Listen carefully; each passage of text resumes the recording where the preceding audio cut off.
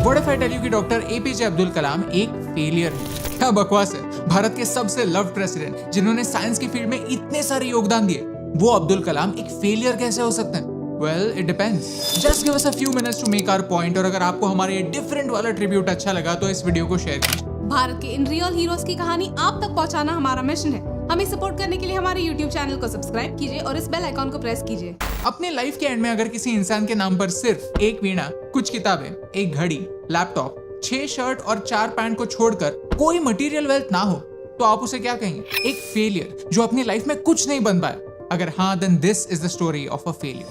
Life is not fair. कुछ लोगों को पैदा होते ही एक प्लेटफॉर्म मिल जाता है, एक से बढ़कर एक लग्जरी चुटकी बजाते ही उनके नजरों के सामने होती है, और दूसरी तरफ कितनों को बेसिक्स भी नसीब नहीं होते। और लक के मामले में एपीजे एक फेलियर थे। रामेश्वरम में उनके पिता एक नाव चलाते थे। उनके घर में, जो शायद इस कमरे से भी छोटा होगा, उसमें 10 भाई बहन रहते थे। एक नाविक की कमाई में इतने सारे बच्चों के पढ़ाई का खर्चा उठाना इम्पॉसिबल था। लेकिन कलाम की सीखने की इच्छा इतनी स्ट्रॉन्ग थी कि वो हर दिन सुबह 4 बजे उठकर पेपर डिलीवर करते। चलकर पूरे गांव में पेपर डिलीवर करते करते उसी पेपर को पढ़ के उन्होंने खुद को एजुकेट किया। नसीब ने फेंके हर चैलेंज को एक अपॉर्चुनिटी समझने वाले कलाम ही। बचपन से ही कलाम आसमान की ओर देखते।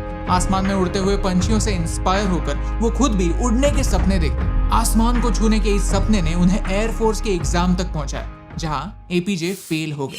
सीट सिर्फ 8 थी और कलाम आए 9th। अगर अपने बचपन के सपने को सच करना सक्सेस है तो इस डेफिनेशन से एपीजे फेलियर है। लेकिन अगर एपीजे फेल ना होते तो विक्रम साराभाई सर के स्टूडेंट ना होते। विक्रम साराभाई और सतीश धवन 2 ऐसे लीडर्स थे जिन्होंने साइंस की एक पूरी जनरेशन भारत को एक गिफ्ट के तौर पर दी। इसी गिफ्ट का एक हिस्सा थे APJ Abdul Kalam. Did you know, Kalam sir कुछ टाइम के लिए नासा में ट्रेनिंग के लिए गए थे। वहाँ की मैनेजमेंट उन्हें देखकर इतनी इम्प्रेस हो गई कि उन्होंने कहा कि आप नासा में जॉब ले लो। वैसे भी भारत में रखा क्या है। कलाम सर हंसे और सीधा भारत लौट आए, एक जिद के साथ। एक साइकिल पर रॉकेट ले जाने वाले इसरो से लेकर मार्शियन मूवी से भी कम बजट में मार्स तक पहुंचने वाले चैंपियन ऑर्गेनाइजेशन के फर्स्ट जनरेशन का हिस्सा थे एपीजे अब्दुल कलाम। लेकिन लिफ्ट ऑफ स्मूथ नहीं था।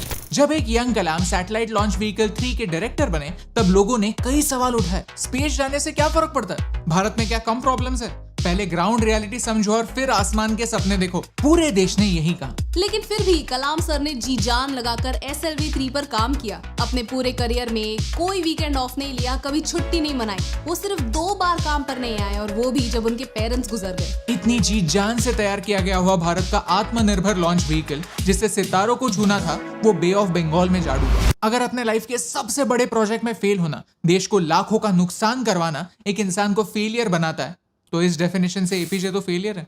लेकिन हाँ, 1 साल के अंदर अंदर फिर से एक लॉन्च हुआ, जिसने भारत का यह झंडा आसमान से ऊपर पहुंचाया। कलाम की इस जिद के लिए उन्हें मेरा सलाम। अपने फेलियर से उन्होंने एक सक्सेस मंत्रा सीखा, great aim, because small aim is a crime, acquire knowledge, be a student for life, hard work, excuses are for losers, and perseverance, because giving up is not in our DNA. इसी मंत्रा को follow करते करते वो भारत को एक milestone से दूसरे milestone तक लेकर गए। अग्नि और पृथ्वी जैसे मिसाइल जो देश की बॉर्डर्स की रक्षा करते हैं, हमें कलाम ने दी। भारत को न्यूक्लियर पावर बनाने में कलाम ने एक इम्पोर्टेंट रोल निभाया। और ये सब पॉसिबल इसलिए नहीं हुआ क्योंकि वो हर कदम पर सक्सेसफुल थे। ये पॉसिबल इसलिए हुआ क्योंकि उन्होंने इस बात पर विश्वास रखा कि real success is moving from failure to failure without a loss in enthusiasm. उन्हें अटल बिहारी वाजपेयी जी ने होम मिनिस्टर बनने की रिक्वेस्ट की थी, लेकिन उन्होंने अटल जी को रिस्पेक्टफुली ना कह दिया, क्योंकि उन्हें अपना पैशन फॉलो करना था। स्टूडेंट्स को सिखाने का पैशन, उन्हें इंस्पायर करने का पैशन। एज अ प्रेसिडेंट उन्होंने कभी सैलरी नहीं ली। उन्होंने सारे पैसे भारत के गाँव को डोनेट कर दिए, ताकि वो गाँव डेवलप हो पाए, वहाँ स्कूल्स बन पाए, वहाँ के किसी बच्चे को वो प्रॉब्लम्स फेस ना करनी पड़े जो बचपन में कलाम को खुद फेस करनी पड़ी। इस वीडियो के शुरुआत में मैंने आपको एपीजे अब्दुल कलाम की मटेरियल वेल्थ के बारे में बताया। अब उनकी असली वेल्थ के बारे में जानते हैं। 40 अलग अलग ऑनररी डॉक्टरेट्स, भारत का सबसे बड़ा सम्मान भारत रत्न, और दुनिया का सबसे बड़ा सुख, जिस काम में दिल लगता है वो काम करते करते दम तोड़ने का सुख कलाम सर के पास था। I feel emotional when I say that Kalam sir ऐसे टीचर थे जो अपने आखिरी दम तक स्टूडेंट्स को इंस्पायर कर। IIM शिलोंग में एक स्पीच देते देते उन्होंने अपनी आखिरी सांसें ली। उनके स्टूडेंट्स के प्रति इस प्यार की वजह से हर साल दुनिया भर में उनके बर्थडे को स्टूडेंट्स डे के नाम से मनाया जाता है। ये सब जानने के बाद कोई पागल ही होगा जो एपीजे अब्दुल कलाम को फेलियर कहेगा। ये डिपेंड करता है कि आप उनकी कहानी को किस नजरिए से देखते हैं। लेकिन हाँ, एपीजे अपने लाइफ के एंड में भी एक फेलियर कहला सकते हैं अगर हम उनका विजन याद ना रखें तो।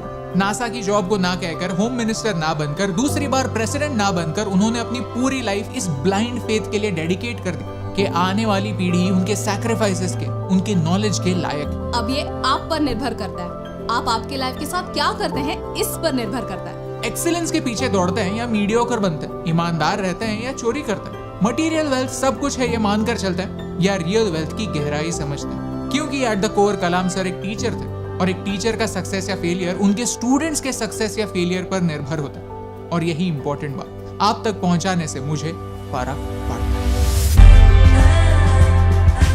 हे एस्टीम, हम हमेशा सोचते थे कि मीडिया भारत के बारे में इतनी नेगेटिव क्यों, तो हमने एक पॉजिटिव सोल्यूशन बेस्ड अप्रोच अपनाया। अगर आपको ये वीडियो अच्छा लगा तो लाइक बटन प्रेस कीजिए। अगर आप यहाँ पर नए हैं तो यहाँ पर क्लिक करके सब्सक्राइब कीजिए और नए वीडियोस के अपडेट्स मिलने के लिए बेल आइकन को प्रेस कीजिए। और ऐसे ही और पॉजिटिव वीडियोस देखने के लिए यहाँ पर क्लिक कीजिए, क्योंकि आपके सपोर्ट से मुझे फर्क पड़ता है।